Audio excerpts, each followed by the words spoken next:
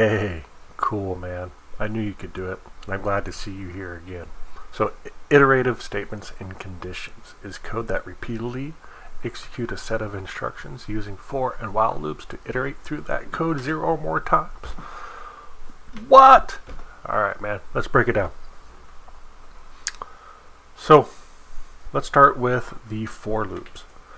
Right? So, to construct a for loop,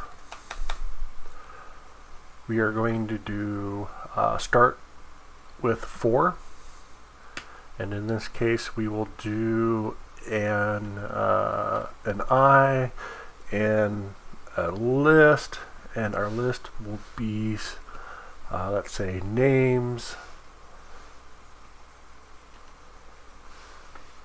and after our list we will do a colon, and here's our block of code to loop through, and we are going to print our list. So if we were to run this, we're going to get Jack, Sam, Jill. Awesome, that's what we got, Jack, Sam, Jill.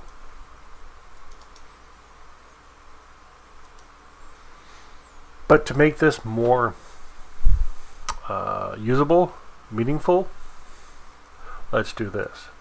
Let's use a list.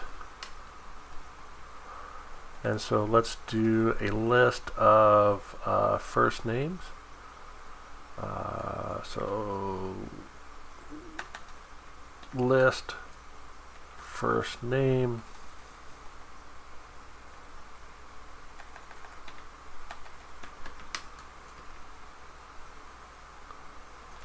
equals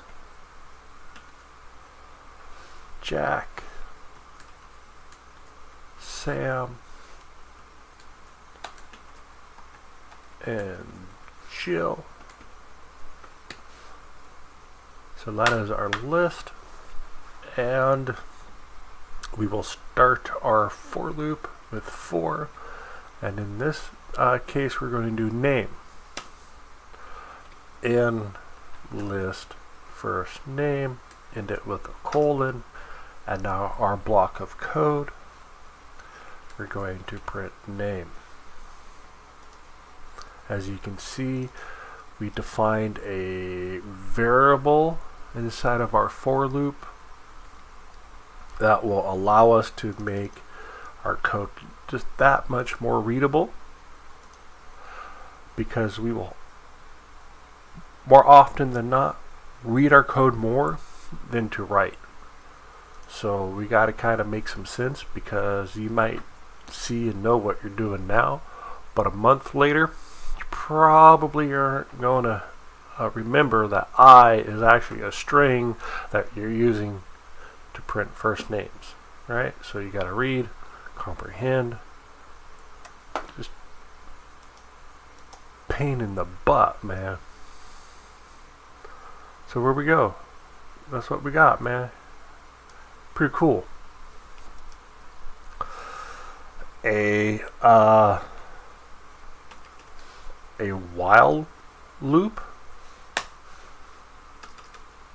allows us to iterate based on a condition. I always speak better with pictures, so let's do this. Let's define a new variable, I, and I is going to equal 0, right? So I is an integer and it equals 0. We're going to go while I is less than 9. We end the while with a colon. We break down into our code. We'll want to, let's say, print I, and then we need to increment I.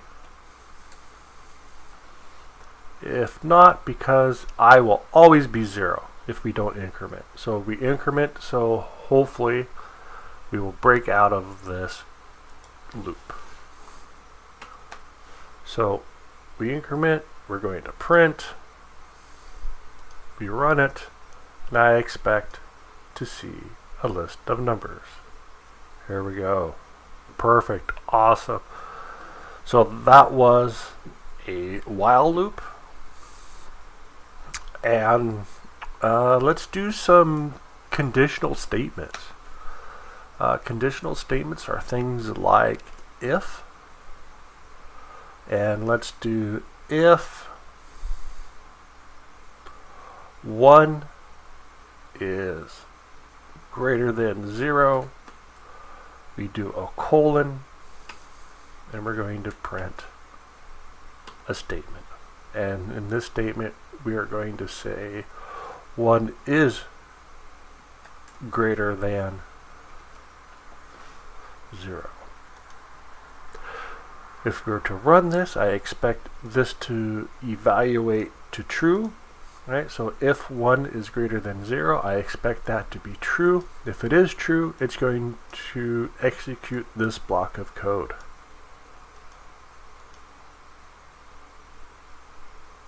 Perfect, it did. It did execute that code. Awesome. So the other things that we can do with conditional statements are to evaluate variables. So let's say we have one variable named age1, and let's say age1 is 10. We're going to have another variable, age2 equals 20, and we're going to go into our condition, and we're going to do this. Let's say if age1 is equal, right, we got to do double equal here because we're not assigning the variable, we're testing that variable. So if age1 is equal to age2, print age1 is equal to age2, but we're going to do an else if. Alright, so what this is going to help us do is to say we're going to test the first condition, right? And if that's false, we're going to jump down to this other condition, this else if, and we can say if age1 is greater than age2,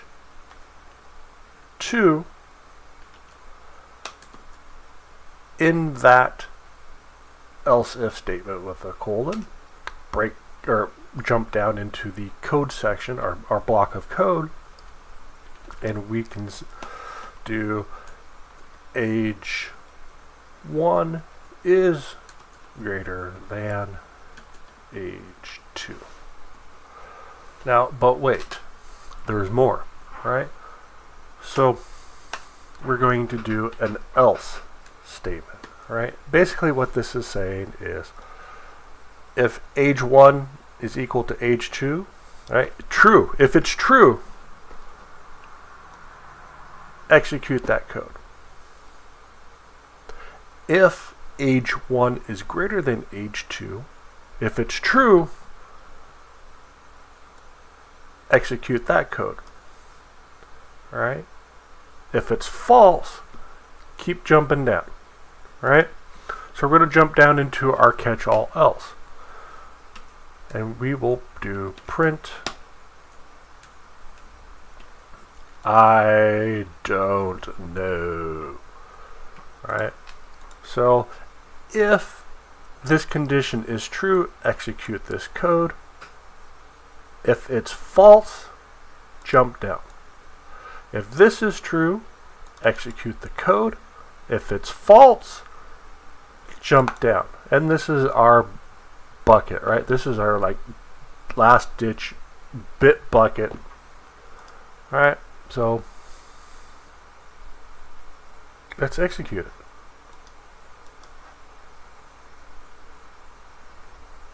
And we can see here, right? We can see that it printed I don't know, because we know that age1 of 10 is not equal to age2 of 20, right?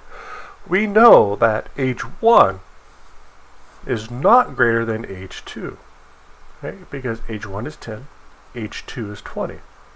So that's false, so it's not going to execute that code. It's going to jump down to our bit bucket of else. Now, we could have done something like this. Else if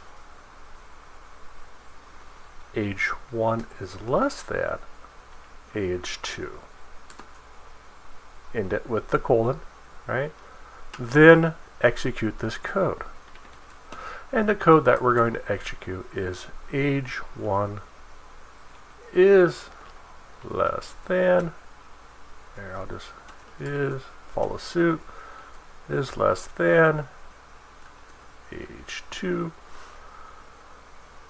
And we can do a bit bucket, else print I don't know, right? So let's examine this, right? Is age1 equal to age2? No, right? So that's false, so it's going to jump down. Else if age1 greater than age2? No, that's false, right? So it's going to jump back down again.